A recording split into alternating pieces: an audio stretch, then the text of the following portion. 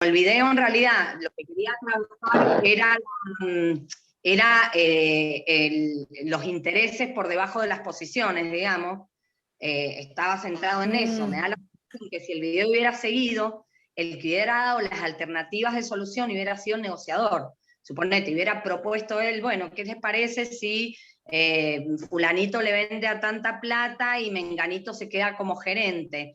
Acá me parece que el mediador tiene tantas intervenciones y una de ellas va dirigida justamente a que salga de ellas, de las partes, las alternativas. Y sabiéndolas encauzar con las preguntas que les va haciendo, las va llevando. Claro, y ellas son las que terminan proponiendo la solución, digamos. Pero respondiendo a tu pregunta, o sea, el video anterior Sí. Claro, la otra tenía una visión de las emociones.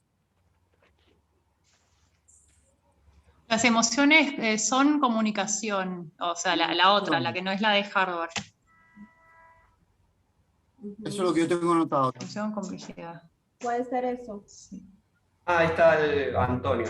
Quizá le podríamos preguntar si está en el grupo. Hola, Antonio. ¿Qué tal? Cuenten. Teníamos una duda. Sí. Nosotros, en cuanto a la mediación propiamente dicha, si comprende las reuniones con cada uno de los individuos o puede ser, porque en el video anterior no existía bueno, era una negociación, pero no existía la reunión privada, digamos, con cada una de las partes.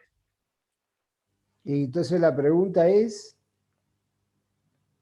Y la pregunta es si la mediación propiamente dicha requiere una reunión privada con las partes, porque justo hablábamos con los compañeros de casos, por ejemplo en las OCL, que no se hace la reunión privada, y en el proceso de consumo creo que no sabemos si es por una cuestión práctica o porque es otro método o por qué motivo. Entonces la pregunta es si la mediación requiere la reunión con cada uno de los individuos. La diferencia entre el consumo y OCL con la mediación es que esos son conciliaciones. La diferencia entre la conciliación y la mediación es que las conciliaciones el conciliador puede hacer una propuesta no vinculante de solución. Puede hacer él la propuesta. En la mediación el mediador no hace ninguna propuesta, trabaja con la co-construcción con las partes de las posibilidades de la mediación. Y lo hace con técnicas.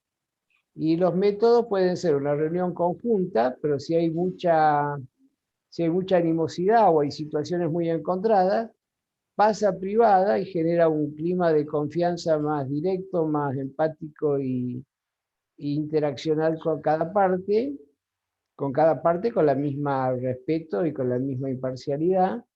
Y después, lo que ustedes vieron es un resumen de lo que he conversado con ambas partes, con permiso, para que ellas puedan evaluar ese resumen y tomar una decisión.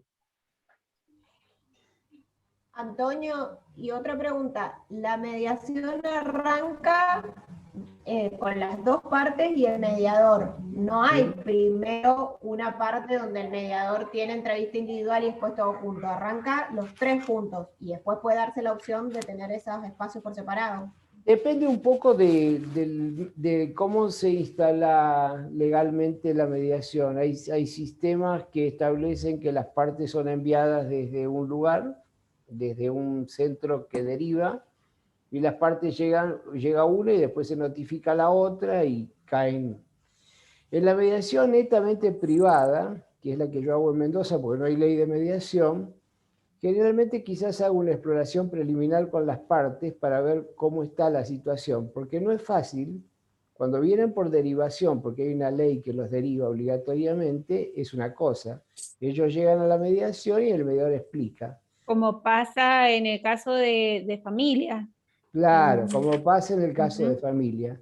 En cambio, cuando yo me fui de familia y empecé a trabajar privadamente, generalmente con casos que aportan los propios alumnos, ahí encontré una dificultad fuerte, porque cuando viene un alumno que representa una parte y me pide la mediación, nadie sabe qué es la mediación, y cuando yo convoco a la otra parte piensa que yo soy estoy de parte del requirente. Ujú. Y ahí entonces lo que hago es reuniones preliminares para hablar con cada uno en forma diferenciada y recién hago la reunión conjunta. Pero cada privada de esas es explicando qué es el método, cuál es mi función, cuál es mi rol, y ahí resulta que se da la posibilidad de incorporarlos, ¿sí? Bueno, muy bien, chicos. Bien. Vayan preparando a ver quién va a ser el que va a contar. Ya lo llamo a la sala principal. Bueno, Cuenten, háganlo nomás.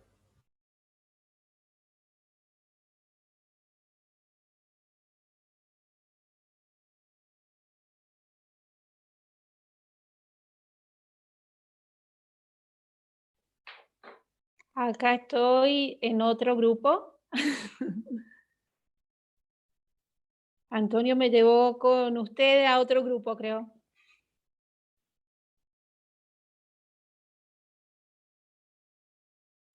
Estamos en el grupo general ahora, Adri. Estamos en el grupo general. Sí, ahora estamos todos, Adri. Vayan para allá. Vayan para allá. Ay.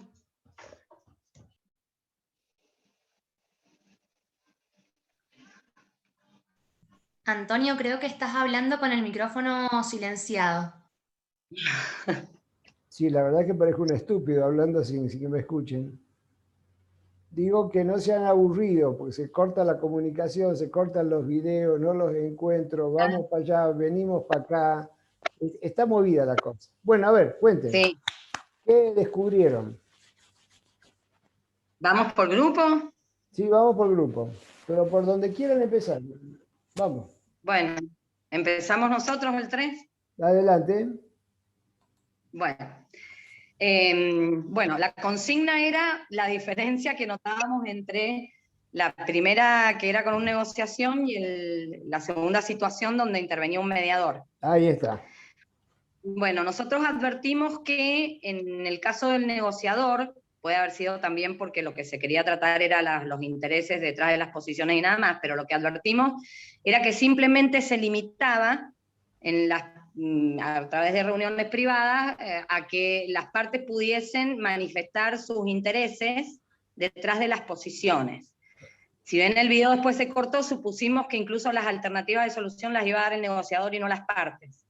En cambio, en la segunda situación, advertimos una intervención activa del mediador a través de una serie de técnicas que iban desde el parafraseo hasta una observación activa de las partes, incluso sobre con quién trabajar. Vimos que había en el inicio un lenguaje analógico fuerte, cuando María, por ejemplo, estaba con los brazos cruzados, así, y eligió trabajar primero la privada con ella. María en la privada va descruzando sus brazos y hasta logra ir gesticulando y termina con los brazos abiertos.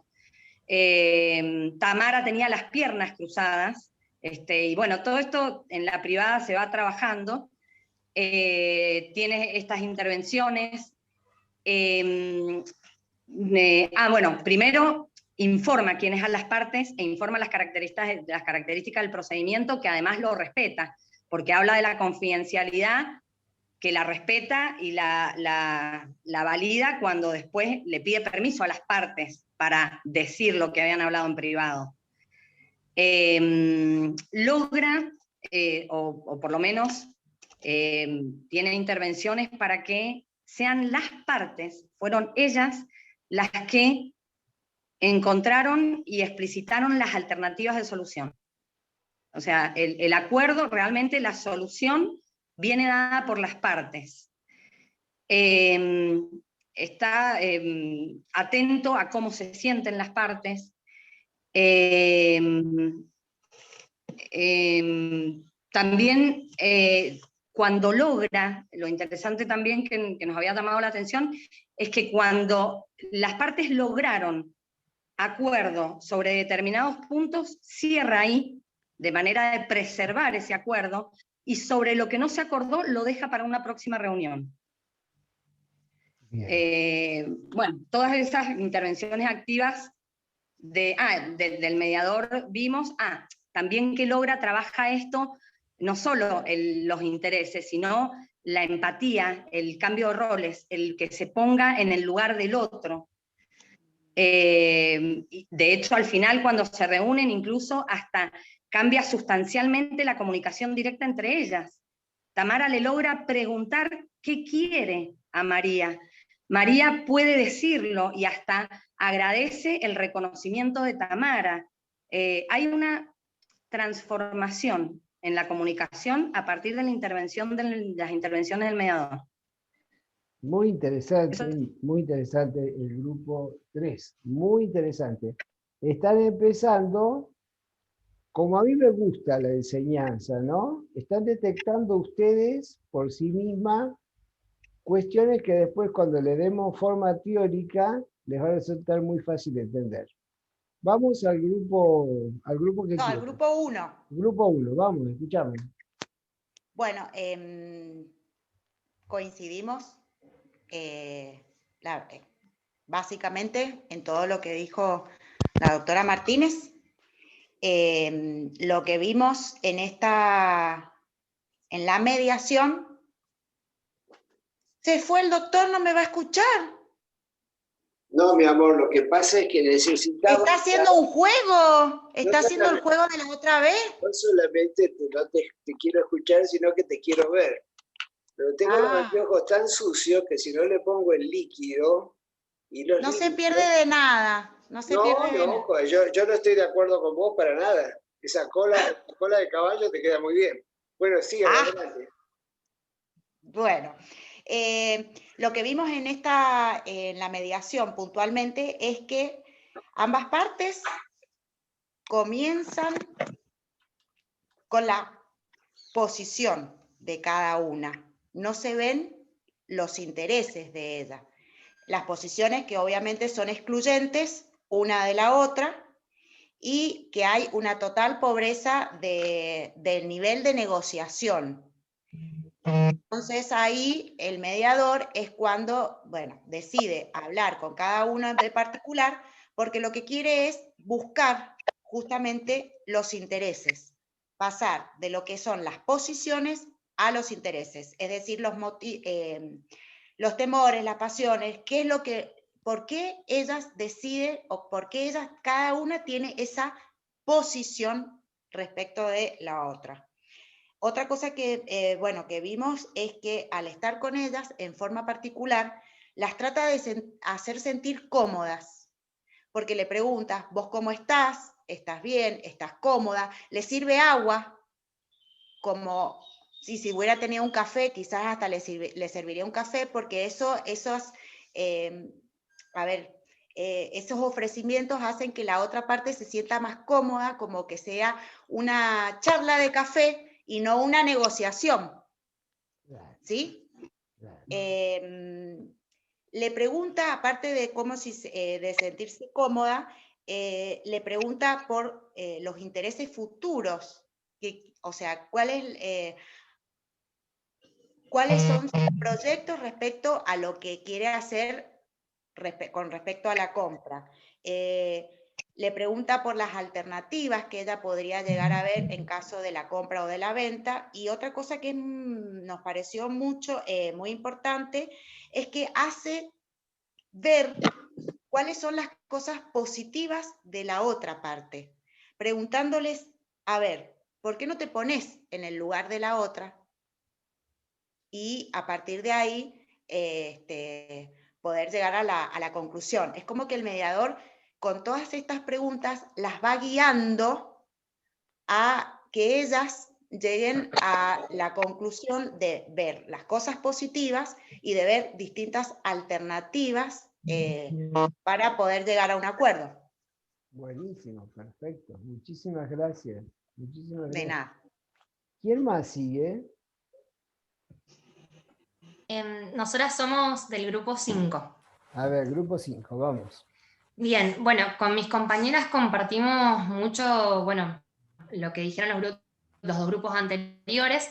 No hay mucho más para agregar, o sea, lo que nosotros pensamos, pero sí, que al principio las dos partes tenían una posición súper tajante, y que en cuanto a la diferencia, que el mediador en realidad no es que propone, sino como que de alguna manera las orienta para que sean ellas mismas las que puedan llegar a una solución, y que hace mucho hincapié en los sentimientos, es decir, todo el tiempo le está preguntando cómo se sienten, y de hecho esto se ve claramente porque María arrancó diciendo que se sentía mal, y cuando finaliza su reunión dice que se siente mejor porque por lo menos pudo expresar lo que sentía, es decir, que bueno, se sintió escuchada, y eso también como que de alguna manera la relajó, y también nos dimos cuenta que bueno, que hizo sentir que entre las dos partes también entendieran la posición de la otra, y bueno, eso, remarcar siempre lo que es la imparcialidad del mediador,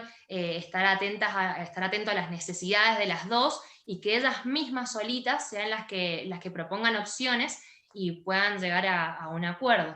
Eso es lo que vimos, básicamente. Buenísimo, perfecto. Es muy importante Gracias. el generamiento de un espacio de comunicación positivo. Acuérdense que las emociones negativas, si se traducen a un contexto positivo, se modifican, ¿sí? Este es un poco el marco teórico que vimos. Bien, los otros grupos, si tienen algo más que aportar, porque ha habido un aporte bastante amplio, los escucho. Yo fui designado para el grupo 6. Nosotros hicimos la distinción de que en realidad las partes empezaron en un diálogo de tú, y el mediador, muy inteligentemente, partió de las emociones negativas, pasó a las emociones positivas, y a partir de la emoción positiva hizo un cambio de rol, tanto con María como con Tamara. Bien, perfecto. Y de ahí las guió para que ellas mismas establecieran el acuerdo. Es decir, que la función ahí del mediador, paciencia, como lo dije antes, y también cómo las guió inteligentemente, sin ser el protagonista de la reunión, sino todo lo contrario, las hizo protagonistas teniendo en cuenta las emociones positivas y negativas de cada uno. Es decir, que con las emociones llegó a los intereses de cada uno. Eso es lo que quería agregar, y una frase que dijo al principio muy bueno, el valor de la negociación es un marco de posibilidades y no de resultados. Cuando se levantó en privado, cuando las invitó a una charla privada. Nada más. Exacto, claro, es cierto eso. No tenemos por qué atarnos a un acuerdo, ¿no? Porque si nos atamos a un acuerdo, nos ponemos muy nerviosos y queremos obtener el acuerdo. Lo importante es que haya comunicación entre las partes y ellas decidan si quieren acordar o no. Hay muchos mediadores que creen que por tener una carpeta importante de acuerdos en su gestión, es importante el acuerdo, y generalmente los acuerdos que se hacen bajo la ansiedad del mediador por tratar de apurar la situación son acuerdos que generalmente no son buenos, porque están abrochados. Y entonces cuando se va a ver, porque el éxito de la mediación no se evalúa por la cantidad de acuerdos, sino por la cantidad de sostenimiento de los acuerdos. Las verdaderas evaluaciones, ¿qué hace ese gato paseando por tu vera? Hace lo que quiere. Y sí, y yo no tengo hijos y tengo gato, ¿qué va a hacer? Es Bueno, así. Yo tengo 6 hijos, pero ya grandes, así que tengo 2 caniches. Bueno, muy bien, perfecto. ¿Los demás grupos? Nosotras éramos el grupo 2 y en general coincidimos bastante en todo lo que han dicho y han expuesto todos. Hicimos mucho hincapié en el ámbito que crea el mediador, en darles confianza para que puedan exponer qué es lo que realmente sentían, qué es lo que estaban buscando, establecer al principio cuáles eran las pautas que iban a seguir. Creemos que el ambiente era muy diferente al primer video de negociación, que por ahí era como más agresivo en cierto punto, y en este como que daba mucho espacio a las partes para que pudieran manifestarse libremente y poder llegar a un acuerdo entre ellas. Perfecto. Muy bien, magnífico. ¿Hay algún otro grupo que ha quedado sin comentar? ¿O que adhiera a todo lo comentado?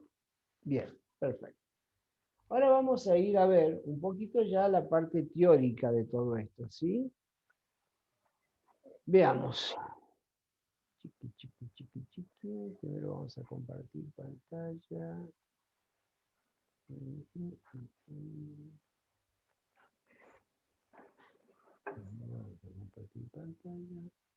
a compartir pantalla.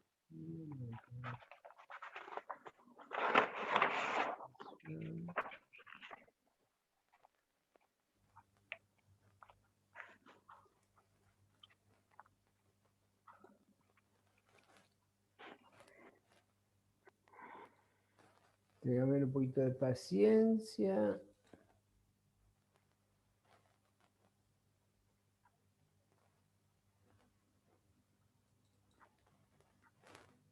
Ahí estamos. Vamos para acá, compartir pantalla. Método de Harvard. Ahora sí. Estamos sintonizados. Bueno, vamos a analizar un poquito esta cuestión del método de Harvard.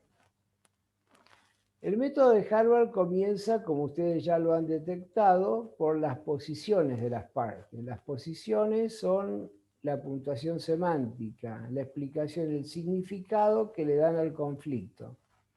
La primera versión de cada parte va a ser una versión tipo demanda, contestación de demanda. ¿Sí? Solo que con sus propios argumentos, que esto es lo importante, con su propia construcción de las ideas. Debajo de las posiciones, dice la gente de Harvard, están los intereses. Los intereses son temores, deseos, preocupaciones, necesidades que impulsan a las posiciones, ¿no? Que hacen emerger a las posiciones. Entonces lo que hay que hacer es explorar lo que subyace a las posiciones. Para eso utilizamos muchas herramientas, inversión de roles, la legitimación de las emociones, las preguntas, metáforas, paradojas, bueno, muchas herramientas que las vamos a ir aprendiendo. Pero las partes, cuando se sienten cómodas, como ustedes ya lo han detectado y pueden expresarse, empiezan a poder explorar entonces, ¿cómo te sientes? ¿Qué harías luego? ¿Qué harías si pasara tal cosa? ¿Sí? Que bueno, entonces todo eso va abriendo una explicación que detecta los intereses. La gente de Harvard habla de 3 tipos de intereses. Intereses comunes, por ejemplo, en este caso, hay un interés, aparentemente hay un interés opuesto que es el valor. Y hay un interés común que es la explotación del negocio, ¿no? Ambas le interesa la gestión y el éxito del negocio. Pero los intereses comunes también tienen, digamos, las partes también tienen intereses diferentes. Por ejemplo, Tamara tiene un interés comercial, tiene un interés de equilibrar pérdidas y ganancias con sus otros negocios. Ese no es un interés común, es diferente, es propio de Tamara. Y María tiene un interés afectivo, con lo que ella lo construyó, y un interés de seguir en eso porque tiene un temor de que su vida, si sale de allí, sea volver a la casa o el temor a lo desconocido cuando ha construido ese espacio. Los intereses comunes, que son los que son coincidentes, y los intereses diferentes, que son los propios de cada parte, que no tienen que ver, que no convergen, sino que son propios, son los intereses que más permiten establecer un rango de posibilidades de generar opciones. ¿Sí? ¿Qué son las opciones? Son ideas tentativas. Cuando el mediador construye opciones con las partes, construye ideas tentativas. ¿por qué está bueno la idea de tentativa, tipo torbellino de idea? ¿Por qué está bueno? Porque si estas opciones estuvieran ya puestas como posibilidad de acuerdo, las partes se resisten. En cambio, cuando evaluamos opciones que no nos están obligando, que no nos generan ninguna obligación, es más fácil que las partes se abran a generar estas opciones. Estas ideas tentativas tendientes a ver si se puede llegar a un acuerdo. Cuantas más ideas tentativas generamos, a veces hasta si hay buena voluntad de las partes podemos jugar a generar ideas más tipo torbellino de ideas, y de este pensamiento creativo nacen muchas ideas distintas, así tenemos una idea broquelada respecto a una posición única, ¿sí? Y muchas veces, aunque les parezca sorprendente, de estas ideas creativas se amplía la torta, se amplían las posibilidades, se generan otros negocios muchas veces, ¿sí? Pero esto es poder darle un lugar a la creatividad y a la empatía, en cambio de tener una conducta, digamos, de gana-pierde, ¿no?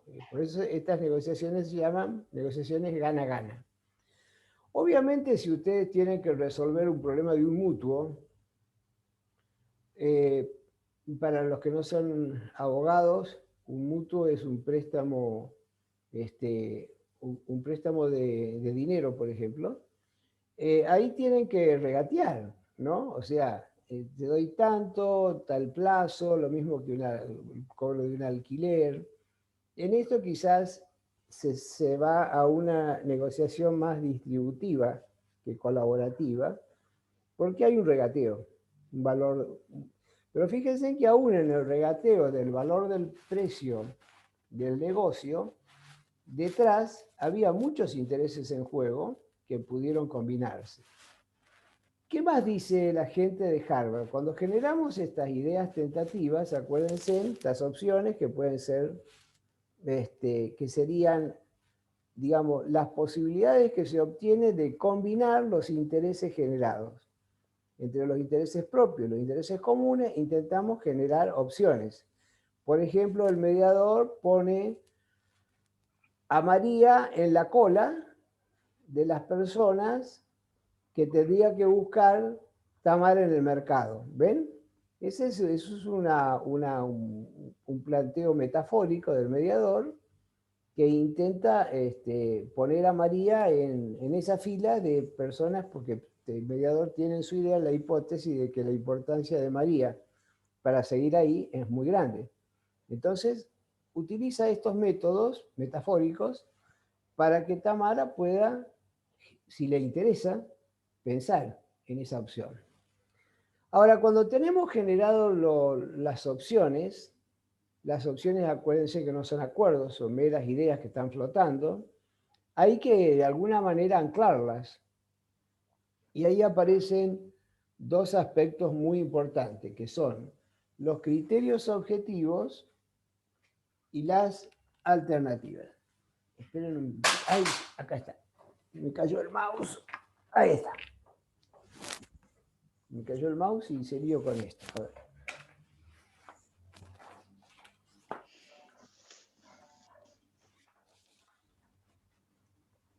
Bueno, a ver qué pasó acá. Ahí está.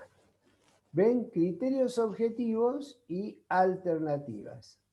¿Me siguen el mouse ahí cuando hago esto? ¿Se ve? ¿Sí? Bueno. ¿Qué son los criterios? Sí, se ve. ¿Qué son los criterios objetivos? Son estándares independientes a la voluntad de las partes. Por ejemplo, que por ahí en el chat alguien lo propuso, un criterio de un tasador. Es un criterio que es independiente a la voluntad de las partes. Si Tamara estuvieran discutiendo todavía los 650 y los 400, alguien que pueda hacer una tasación, una evaluación del valor del fondo de comercio que ella tiene, podría ser un criterio independiente a la de una y de la otra, porque es una tasación. Viene de afuera el criterio y no es propio. Otro criterio objetivo importante es la ley. La jurisprudencia, las pesas y medidas, los valores de mercado, las pericias. Todos estos son criterios objetivos al que podemos acudir en una mediación para establecer una media diferente a las posturas binarias de las partes. A partir de un criterio objetivo, si yo digo que vale 100 y el otro dice que vale 50 y el valor de mercado es de 70, yo tendré que dar un paso más al costado, el otro también, porque hay una media que no nos permite manejar los valores como queremos. Criterio objetivo ancla la opción. ¿Se entiende hasta acá? Sí. Bien. La otra es muy interesante, es la alternativa. La alternativa es una pregunta que posiblemente se hace en las negociaciones, pero creo que se hace poco. ¿Qué pasaría si no cerramos esta negociación? ¿Qué pasaría fuera de la mesa de negociación? ¿Sí? ¿Qué pasaría fuera de la mesa de negociación?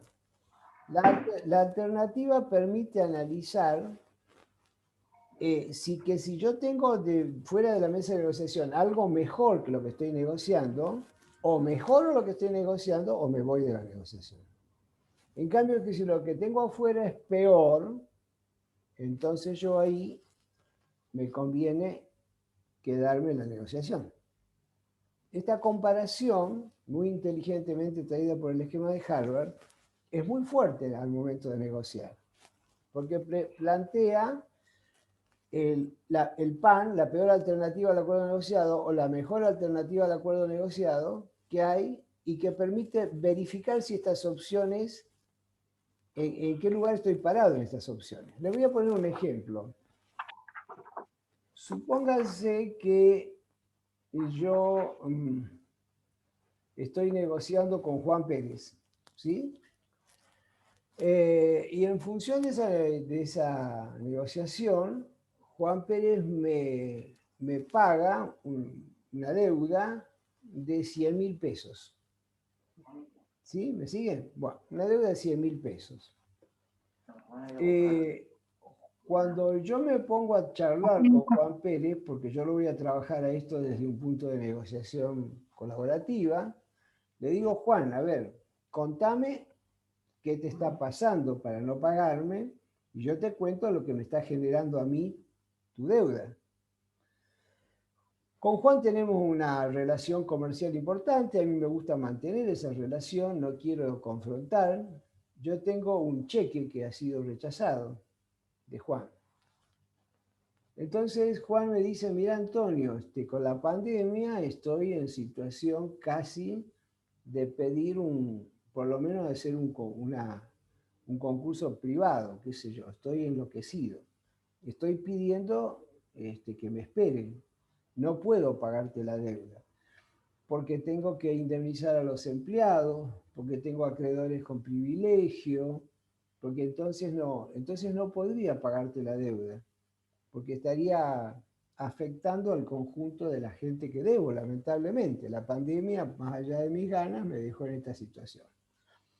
Y yo necesito cubrir a los 4 empleados que tengo, lo tengo hace 15 años, que tengo un vínculo con ellos, tengo que resolver mis temas familiares, tengo que pagar impuestos que debo, y todas estas cosas me llevan a esta situación de incumplimiento porque he quedado con el banco seco y no me di cuenta que entraba tu cheque.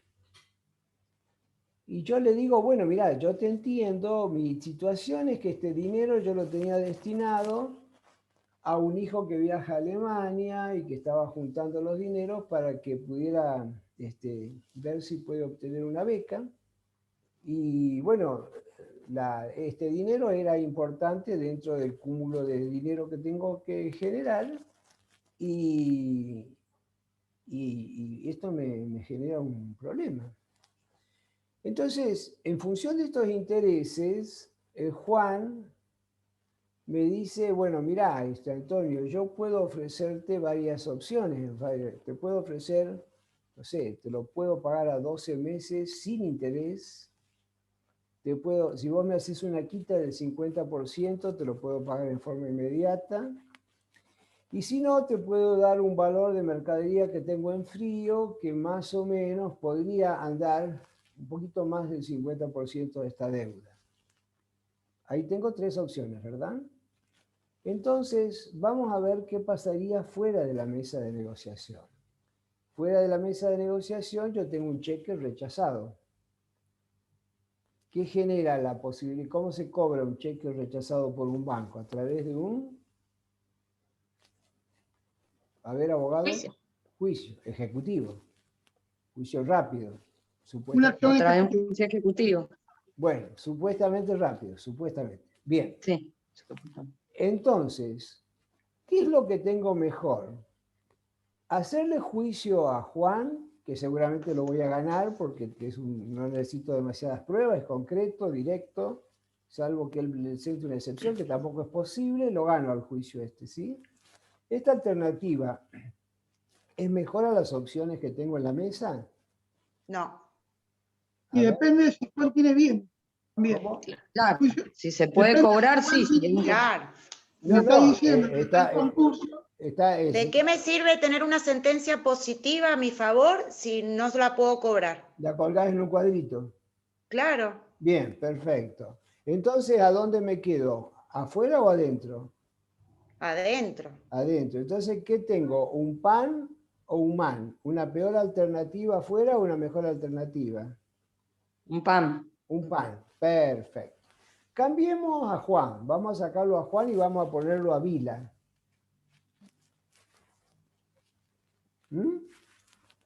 Lo ponemos a Vila, entonces... Al empresario Vila. Exacto. Sí. Con Vila... Sí, a un solvente. Ahí está. ¿Con Vila está igual la cosa? No. No. No, porque, pero, disculpen, que no solamente tiene bienes, pero también tiene mucha influencia judicial. Y que yo también ahí observaría el riesgo de perder un juicio. Aún Muy bien, entonces ahí tendríamos la posibilidad de un man desde la parte de la solvencia y la posibilidad del pan a través de la corrupción que puede generar una persona con influencia en los jueces, ¿sí? En los jueces. Qué triste. Bueno, qué triste lo que estamos diciendo. Bueno, claro, es triste. Pero no le cabe la verdad. Estamos haciendo un análisis de una cuestión teórica, así que no entremos en eso, pues nos vamos a poner en emociones negativas. ¿Se entendió lo que es una alternativa fuera de la mesa de negociación? Bueno, Sí, esto los mediadores lo hacen de forma constante. Cuando llega un punto de la negociación donde está como muy abroquelada, decimos, a ver, veamos qué pasa afuera.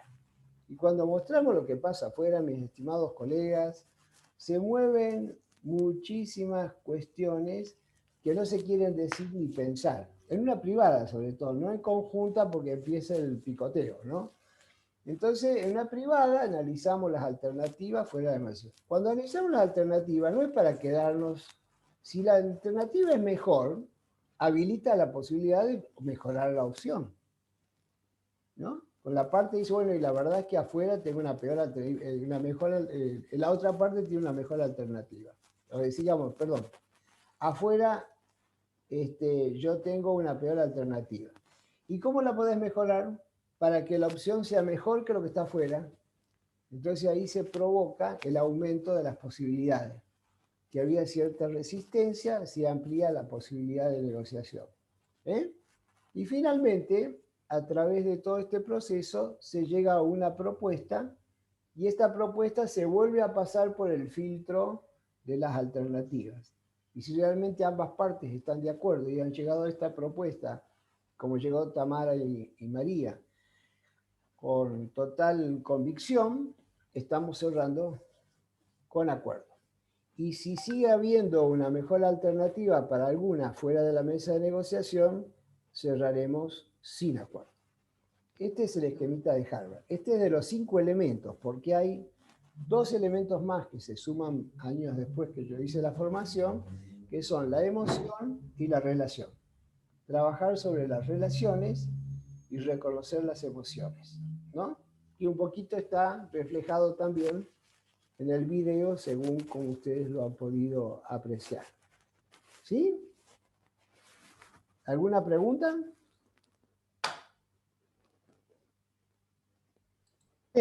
Yo quería agregar, discúlpeme, en la facultad, que mucho me he recibido, siempre se dijo un adagio, que realmente nunca nos prepararon, pero es mucho mejor un mal arreglo que un buen juicio, porque el juicio tiene muchas facetas donde incluso el tiempo puede hacer pierda algo que está ganando. Por eso Claro, siempre eso quiere decir que el juicio es siempre una pan. Lo que nosotros hacemos en la mediación es hablar del mejor acuerdo posible, ¿no? El mal acuerdo, todo lo que sea malo, no, negativo, todo lo excluimos del vocabulario generalmente, ¿no? El vocabulario intentamos que sea sumamente positivo. También sacamos el pero.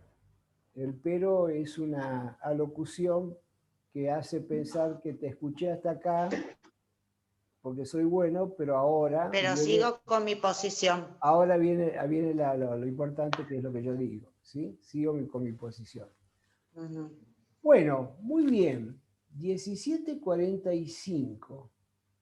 ¿Tienen ganas de Nos vamos a tomar el té. Se van a tomar el té. ¿Yo puedo hacer una pregunta? ¿Hasta qué hora tenemos? Hasta las 6. Ah, tenía un jueguito, pero no vamos a llegar a hacer. Bueno, lo jugamos otro día. Lo jugamos mañana. Mañana háganme acordar que empezamos con el juego. Se lo subí al caso ahí al WhatsApp yo, el caso Toxicom. Léanlo y mañana lo jugamos. Sí, escucho. Preguntas. Vamos, estos 15 minutos saquemos un poco las dudas. Yo quería preguntar respecto a lo que analizamos de la diferencia entre la mediación y la negociación, dentro de lo que dijo Ana, que era de mi grupo, digamos. Nosotros vimos que el mediador, cuando ya había un consenso sobre determinadas cuestiones que iban a llegar o iban a ser parte del acuerdo, cerraba la sesión o cerraba la cita esa y programaba otra. Si es así, ahí había consenso en vender el 20% y quedarse gerenciando, y el precio no. Entonces, ahí, para preservarlo, se cierra ese día y se sigue otro día. ¿Eso es conveniente? Sí, a veces sí, a veces no, depende del caso por el caso. No se puede generalizar en mediación, ¿no? Cada caso tiene su impronta. Perdón. Sí, escucho. ¿Y ahí, doctor, no habría que dejar nada escrito? Sí, generalmente cuando hacemos acuerdos, podemos hacer acuerdos parciales, pero con un cuidado especial. Yo generalmente cuando se hacen acuerdos, están sometidos a a ampliación de miradas, buscar criterios objetivos, buscar información, lo que sea. El acuerdo que hacemos es una minuta que queda en mi poder. Ellos la firman, pero se llevan una copia sin firma para no preconstituir pruebas si llegara a fallar el acuerdo. ¿Sí? Porque si no presentan eso y dicen, entonces se viola el sentido confidencial del tratamiento del conflicto. Entonces, pero no tiene ninguna validez, porque pueden volverse a juntar y cambiar de opinión. No, ese es un acuerdo provisorio que queda para que ellos recuerden lo que acordaron, que quede firmado, que quede guardado, pero no para ser homologado ni ejecutado, sino queda en mi poder, queda en el poder del centro de mediación. Y ellos se llevan una copia en blanco sin firma, para recordar, una ayuda a memoria. Después van a hacer las gestiones que tengan que hacer y nos volvemos a juntar a los dos. Y ahí se hace el acuerdo final con todos los ítems. Exacto. Para que ustedes tengan una idea, por ejemplo, en una oportunidad me llegó un caso bastante especial que era la venta de un fondo de comercio que había demanda y reconvención, diríamos, ¿no? Porque quien la solicitaba a la mediación era la vendedora, que quería que le devolvieran que le pagara el saldo del precio, y el comprador decía que él rescindía el contrato porque no se había podido efectivizar la transferencia del fondo. El problema está que se había metido la famosa DGI, porque estoy hablando de muchos años atrás, o la FIP actual, y había inventado una deuda y había ejecutado una supuesta deuda. Vieron que ellos hacen como cálculo, no sé de dónde lo sacan y te meten en el juicio, ¿no? Entonces, ella había planteado, digamos, había litigado y había ganado, pero todo ese tiempo le impedía cerrar la transferencia del Fondo del Comercio en función de esta situación que estaba atravesando. Por lo tanto, no había incumplimiento de contrato. Y sí había una deuda que había quedado bastante importante de lo que se había contratado en dólares por la venta del Fondo de Comercio, que era una empresa, una agencia de viaje. Entonces, trabajando con uno y con otro, empezamos a ver que había una excelente posibilidad de venderla. Y llegaron a un acuerdo de vender la agencia. Entonces, al venderla, uno recibía lo que le faltaba, el saldo de precio, y el otro recibía el monto de la venta.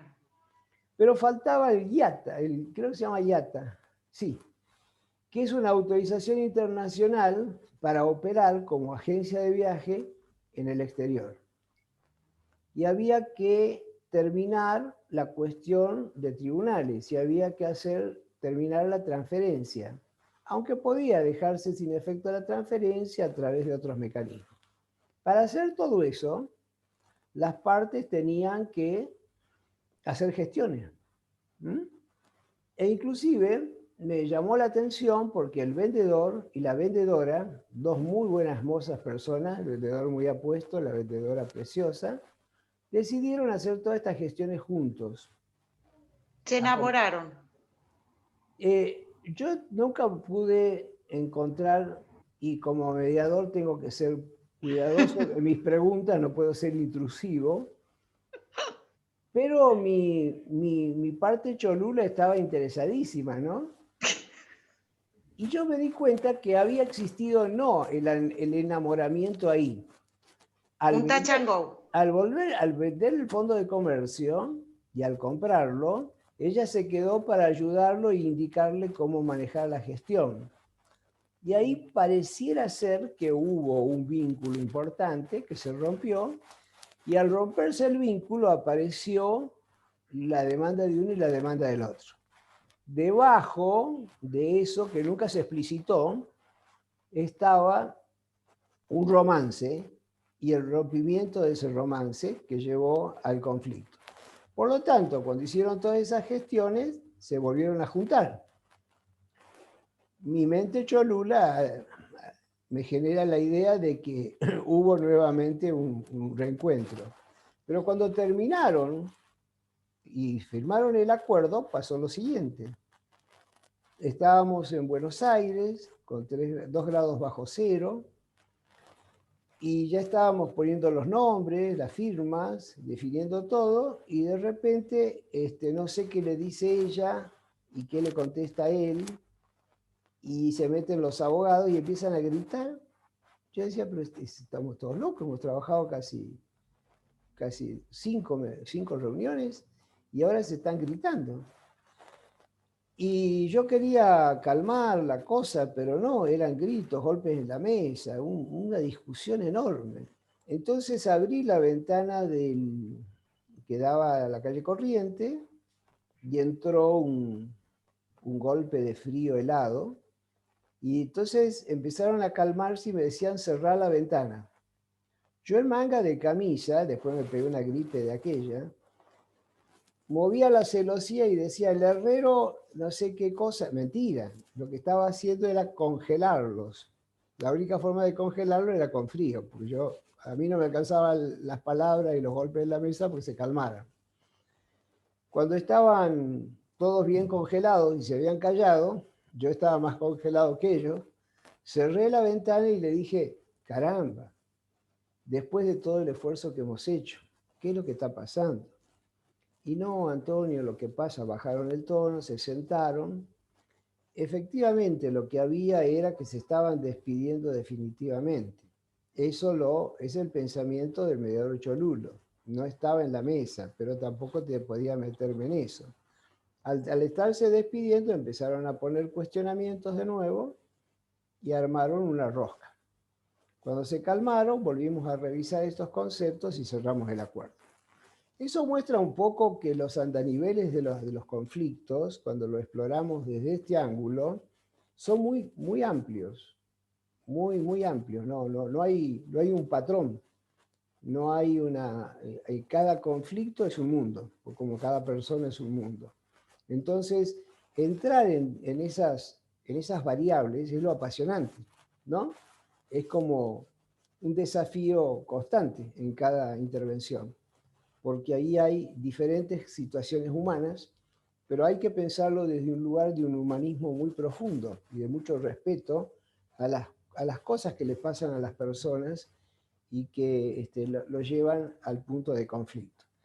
No trabajamos sobre las personalidades de la gente, no somos psicólogos, pero sí trabajamos sobre el conflicto y sobre la relación de las personas que tienen ese conflicto o ese contenido. ¿Sí? Bueno, mis queridos alumnos, estamos a unos 5 minutos, así que me gustaría, por lo menos aquellos que puedan llegar, a que muy cortito hagan una devolución de qué se han llevado en estas jornadas de esta mañana y ahora. ¿Sí? Pero muy cortito, vamos. Empezando por quien quiera.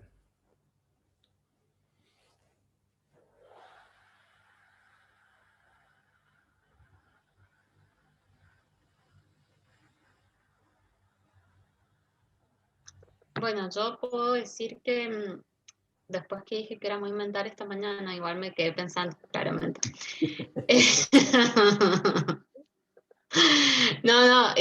Reflexionando y me doy cuenta de lo mal que nos comunicamos.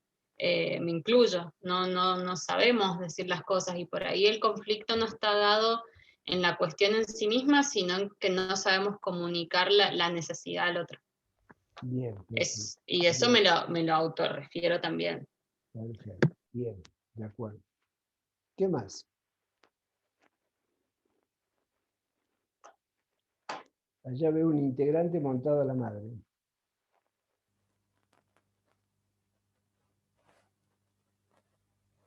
Bueno, ¿qué se llevan también de la parte teórica, de la cosa personal, cómo están viviendo el curso, no solamente el tema conceptual?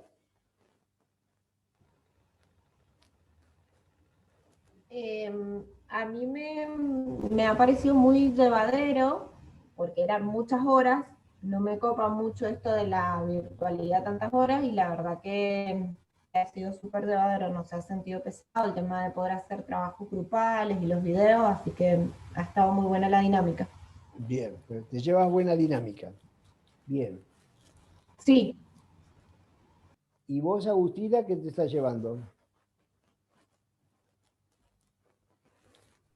Justo quería hablar porque yo para recibirme en la universidad rendí mediación, pero es como que después fue como que lo dejé, lo olvidé, por decirlo así, y ahora todo esto que estamos volviendo a ver es como que lo vuelvo a tomar. Ajá. Y me doy cuenta que en el ejercicio de mi profesión, desde que me recibí, muy pocas veces he utilizado estas herramientas, sino que he estado como más encuadrada en mi cliente, en lo que quiere mi cliente y en lograr lo que quiere mi cliente. Entonces ahora me doy cuenta que, digamos, estoy como muy rígida en una posición. Hablo desde el aspecto profesional. Bien, perfecto. Te cuento que en el derecho colaborativo, que es una rama de la resolución de conflictos muy nueva, que tendrá 8 años, 7, 8 años, los abogados renuncian al juicio y cuando viene el cliente lo escuchan y hacen un taller con el cliente, ¿no? Excelente clase, profe, muy interesante la parte de comunicación para utilizar en el día a día, dice Yasmín. Pobre Yasmín, está con un problema de audio, nos clavó su su rostro ahí con esos anteojos, muy bella, pero no le hemos podido ni ver ni escuchar. Ya se resolverá. Entonces, ¿qué hacen los abogados colaborativos? Yo lo he hecho acá, no, ya no ejerzo, no tengo matrícula, porque cuando empecé como mediador familiar renuncié a la matrícula y no sé si me la van a aceptar ahora siendo jubilado, pero bueno, por ahí lo intento. ¿Qué hago con la parte? Llega la parte y lo escucho, como siempre, y le digo, mire, tenemos que profundizar esto. Yo estoy acostumbrado a trabajar haciendo un tallercito con usted para evaluar el conflicto. Así que lo invito a que venga cómodo, lo vamos a trabajar una horita y media, y vamos a conversar un poco sobre esto. Y a partir de ahí, con un pizarrón y con todos los elementos, empezamos a hacer un esquema de Harvard, y entonces le digo cuáles son los intereses de la otra parte. Tengo un videíto, donde hago un videíto, como vieron, donde hago todo el proceso de derecho colaborativo. Aquel que quiera yo se lo subo y lo pueden evaluar, aunque tienen varios videitos para ver, así que... Sí. Y ahí, cuando hacemos este movimiento, empezamos a pensar la escena del encuentro con el otro. ¿Qué podía decir el otro? ¿Qué le podía preguntar él? ¿Qué cosa importante tiene el otro que él pueda reconocerle? ¿Qué cosas importantes puede reconocer de sí mismo que quizás fueron un error que él cometió? Y en el videíto es muy gracioso porque el que hace de abogado de la otra parte en el roleplay es el doctor Pérez Díez, que es no sé quién lo conoce, es un hombre grande, con anteojos montados, así bien abogado, tiene cara de abogado, pinta de abogado, presencia de abogado. Cuando nos vamos a juntar con la otra parte, él dice, yo no sé para qué es esta reunión, para mí es muy claro, yo ya estoy listo para iniciar la demanda, pero bueno, si se quieren reunir, se reúnen. Entonces, mi cliente, que está preparado, acá los argentinos nos preparamos para una negociación en el taxi cuando estamos llegando.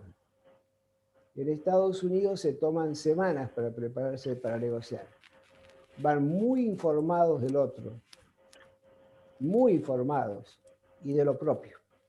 Entonces, cuando ya preparas la escena, lo primero que hace tu cliente es preguntarle algo al otro y generan una intervención directa donde los abogados quedan afuera, ¿no? Ya está preparado para intervenir e interaccionar con el otro, porque en el tallercito, que a veces puede ser un tallercito o varios, antes de dar el paso, él tiene que hacer un cambio de mirada frente a su postura. ¿Sí? El otro no lo va a hacer, porque el otro abogado, salvo que tenga un abogado colaborativo al otro lado, pero el otro no lo va a hacer, el otro va a venir así, ¿no? Duro. Va a venir a vencer. Y cuando se produce la interacción, empezamos a generar cambios. Los abogados colaborativos tienen muchísimo éxito en Portugal y en España. Acá en la Argentina yo he hecho algunas prácticas, pero no está muy desarrollado, ¿sí? Pero se puede intentar con un cliente, en un caso que no sea muy complejo, lo pueden intentar y desarrollar cuando tengan todas las herramientas. Bueno, ¿alguien más quiere hacer algún aporte? Yo voy a decir algo cortito. Bien. Quizá lo que diga va a delatar mi edad, pero yo no recuerdo que en la facultad hayamos visto alguna materia respecto a la mediación. Y lo que he escuchado de algunas compañeras, más chiquitas obviamente, es que yo cuando la cursé o yo rendí, y digo, ¿cómo es que este método alternativo se ha hecho presente en este último tiempo? Eso demuestra que la empresa del juicio ya no tiene que ser así, sino que justamente buscar este tipo de herramientas. De todas maneras, fíjate que sí, en este momento en la Universidad de Cuyo hay 5 materias de resolución de conflictos, ¿sí? O sea, tienen que pasar por 5 materias, conflicto 1, 2, 3, 4 y 5. Ahora, de todas maneras, hay sigue la corporación judicial viendo las cosas desde un lugar muy rígido del derecho. Por ejemplo, ahora se está pensando en sacar negociadores civiles, sí, igual que los que trabajan en la parte laboral, pero dentro del pliego de condiciones para presentarse en el concurso, les exigen que sepan derecho civil, toman examen de derecho. Pero lo que deberían exigir más cuando hay 2.000 colegas que se han formado, que tengan formación en resolución de conflictos, o que se comprometan en el curso del año a traer una formación en resolución de conflictos. No pueden trabajar como conciliadores desde el pensamiento del abogado, porque la idea, porque además la mediación tiene también una orientación hacia la paz social.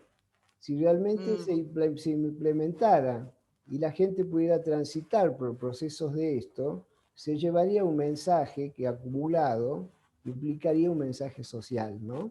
Restaurativo de los vínculos y demás. Así que, y en cuestión a años, mi querida amiga, si yo tuviera que pensar en mis años, ¿cómo envidiaría los tuyos? Bueno, muy bien. Ha sido un placer. Mañana nos vemos a las 9. Me alegro que les gusten las dinámicas porque tenemos un día más. Pero de acá vamos a salir con estos 3 pilares bien armaditos y quizás ya vamos a empezar a hablar un poco de la mediación propiamente dicha. Por los tiempos creo que nos van a dar. Un beso a todos, que pasen muy buenas noches, que descansen. Gracias, sobre hasta todo mañana. Muchas gracias. Y hasta mucho mañana. cuidado con Hasta mucho mañana. cuidado con el vino. Bueno. Chao, chao. Chao. Chao, hasta mañana. Chao, gracias. Chao, chao. Hasta mañana. Gracias. Chao, chao. Chao, hasta mañana. Chao, hasta mañana. Chao, chao. Hasta mañana.